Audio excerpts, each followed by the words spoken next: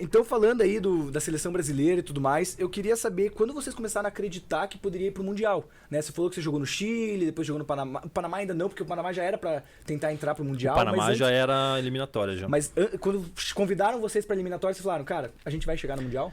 Então, quando eu joguei contra o Chile, pra mim era só tipo, um jogo amistoso e tal. Pode ser que o pessoal da CBFA já estava preparando algum plano em relação a se preparar para uma eventual qualificatória ou potencial mundial, mas na minha cabeça não tinha nada disso.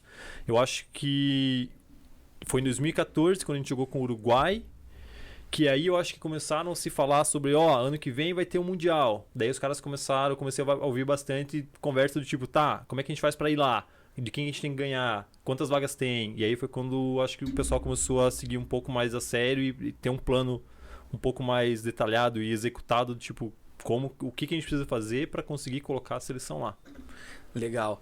Até fazer uma pergunta que você acabou comentando, que o Gerson entrou em 2012, você em 2011, não sei o Diego Gordo Taylor lá quando ele entrou, mas a seleção mudou muito ou ficou parecida até chegar ao Mundial? Eu acho que da seleção do Uruguai até o que foi pro Mundial, não mudou muito, ou seja, de 14 até 15 ali não mudou realmente muito. Teve uma preparação, então. Mas, por exemplo, teve bastante gente que estava na de 2012 contra o Chile, que já não estava mais na do Uruguai. E aí também a questão de idade, galera que já era, tipo, já tava no futebol fazia bastante tempo, e a galera que eu acho que estava meio que começando, que era mais ou menos o meu caso, assim, e a galera que talvez estava no meio termo, eu acho que conseguiu seguir e terminar até chegar ao Mundial. Mas teve uma troca só de 2012 para 2014, daí que foi Uruguai. Dali para frente eu acho que mesmo que a base se manteve a mesma. E aí, por isso teve sucesso. E aí agora vamos falar, vocês conquistaram, né, esse caminho, vamos poder ir pro Mundial. Mas para as pessoas que estão começando agora o futebol americano, é importante saber que não foi assim, vamos pro Mundial, tá aqui o dinheiro, toma passagem. Eu mesmo comprei uma camiseta do Cleverson para ajudar ele nessa viagem. Explica um pouco assim, que foi tudo de vocês ou teve alguma ajuda, alguma coisa? Então, tinha várias peças diferentes que envolviam questão financeira para poder participar do Mundial. Existia a parte para você participar do Mundial, você tem que pagar uma taxa de inscrição. Essa taxa de inscrição cobre alojamento, alimentação, tudo. Igual quando qualquer time aqui participa de um campeonato, tem que pagar, ou paga uma inscrição para o campeonato, ou paga a mensalidade para a federação para poder custear tudo. Sim. Mesma coisa, tinha que fazer esse pagamento. A dificuldade o pagamento é em dólar, né? E naquela época não era 1:5, mas já era 1:3 e pouco. Eu sei que a confederação teve dificuldade em levantar esse dinheiro para pagar a inscrição.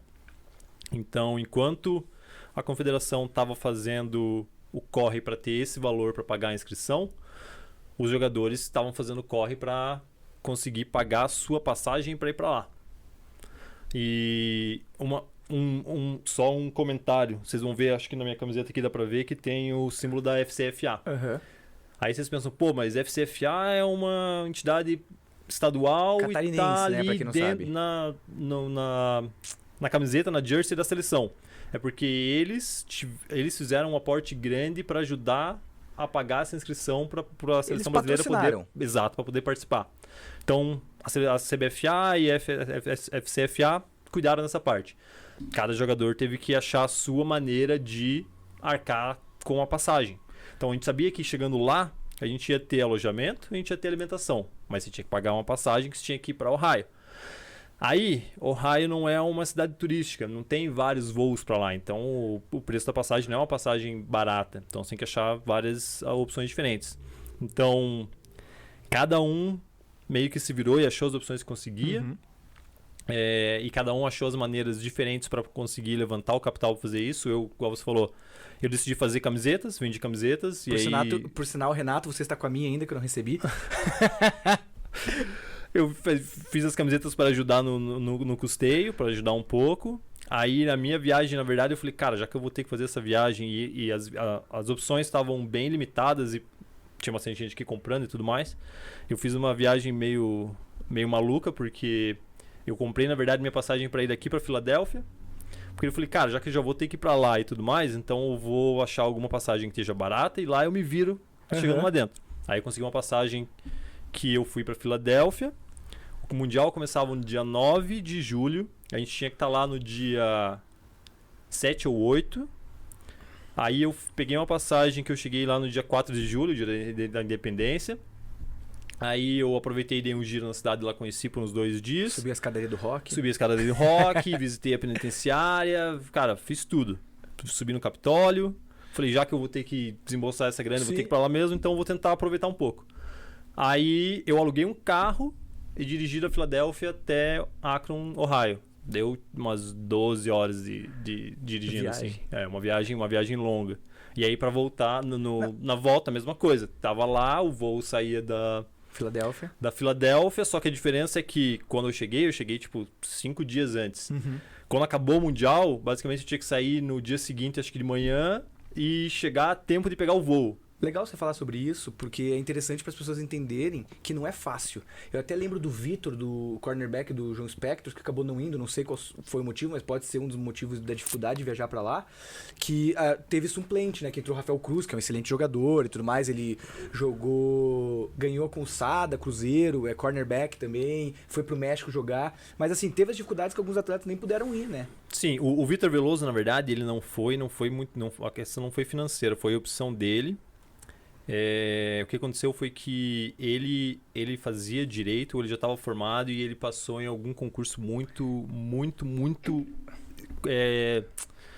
importante para ele, pra carreira. E bem disputado. Entendi. E aí ele falou, cara, eu vou ter que abrir mão porque... Com certeza. Eu vou ter que pesar as coisas aqui, ele acabou decidindo por isso. A gente aqui em off, até você comentou que teve gente que vendeu moto, essas coisas, Pra ir pro Panamá, se eu não me engano, o Joe, que era DE do Flamengo.